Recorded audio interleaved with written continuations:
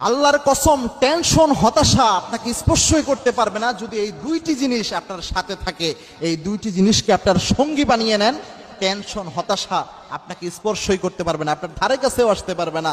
আল্লাহর হাবিব সাল্লাল্লাহু আলাইহি সাল্লামের সহিহ হাদিসের মাধ্যমে, পবিত্র কোরআনের আয়াতের মাধ্যমে এই দুইটা জিনিস প্রমাণিত।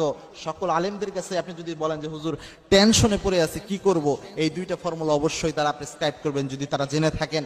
তার মধ্যে নাম্বার 1 হচ্ছে দোয়া করা। একটা দোয়া, যে দোয়াটা রাসূল শিখিয়েছেন টেনশনে পড়লে কি দোয়া করতে হয়, পেরেশানিতে পড়লে কি দোয়া করতে হয়, এরকম একটি দোয়া আল্লাহর হাবিব সাল্লাল্লাহু আলাইহি ওয়াসাল্লাম শিখিয়েছেন। এই দোয়াটা আল্লাহ রাব্বুল আলামিন পবিত্র কোরআনে উল্লেখ করে দিয়েছেন, সূরা তাওবার 129 নম্বর আয়াত এটি। আল্লাহর হাবিব সাল্লাল্লাহু আলাইহি ওয়াসাল্লাম নিজেও এই দোয়াটা করতেন।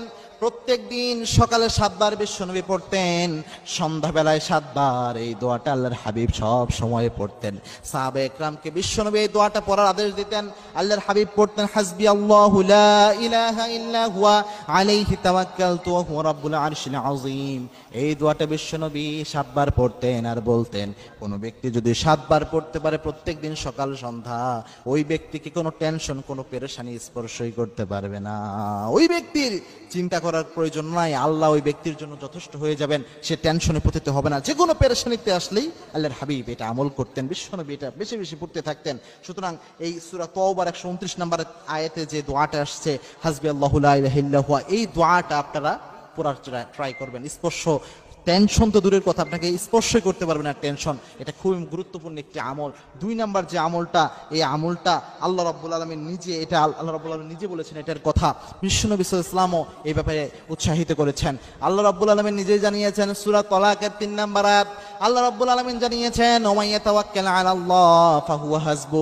কোন ব্যক্তি যদি আল্লাহর উপর ভরসা করে, ওই ব্যক্তির দায়িত্ব আল্লাহ নিজে গ্রহণ করে নেয়। দেখেন, আপনি যে জিনিস নিয়ে এত পেরেশানি করছেন, ওই জিনিসের দায়িত্ব কিন্তু আল্লাহর। যেমন আমরা কি নিয়ে টেনশন করি, ফ্রাস্ট্রেশনে ভুগি, আমরা কোন জিনিস নিয়ে? আমরা রিজিকের সমস্যায় ভুগি, অর্থনৈতিক সমস্যায় ভুগি। আল্লাহ রাব্বুল আলামিন আপনাকে সৃষ্টি করার 50,000 বছর পূর্বেই আপনি কোন জায়গায় যে কি খাবার খাবেন, এটা আল্লাহ রাব্বুল আলামিন লিপিবদ্ধ করে রেখেছেন।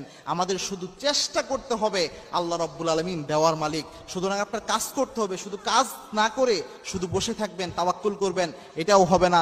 সুতরাং কাজ প্রথমে করতে হবে, এরপরে আল্লাহর উপর তাওয়াক্কুল থাকতে হবে। অগাধ তাওয়াক্কুল যদি কোনো ব্যক্তির থাকে, আল্লাহ রাব্বুল আলামিন বিশ্বনবীর মাধ্যমে জানিয়েছেন, পাখিরা যেভাবে সকালবেলায় খালি পেটে ঘর থেকে বের হয় আর সন্ধ্যাবেলায় ভরা পেটে খাবার নিয়ে তিনি ঘরে পৌঁছায়, এইভাবে আল্লাহ রাব্বুল আলামিন বান্দাদেরকে রিজিক দান করতেন। এবং কি তাওয়াক্কুল করলে রব্বুল আলামিন তার রিজিকের প্রাচুর্যতা দান করে দেন। এই জন্য তাওয়াক্কুল অবশ্যই করতে হবে। এবং কি খেয়াল রাখতে হবে, আমাদের জীবনে যা কল্যাণ অকল্যাণ, এই সব কিছুর মালিক হচ্ছে আল্লাহ রাব্বুল আলামিন। ইয়ামসাসকাল্লাহু বিদুররিন ফালা কাশিফা লাহু ইল্লা হুয়া। আল্লাহ যদি কোনো অকল্যাণ আমাদের দিতে চান, গোটা পৃথিবী মিলে সেটা ঠেকাতে পারবে না।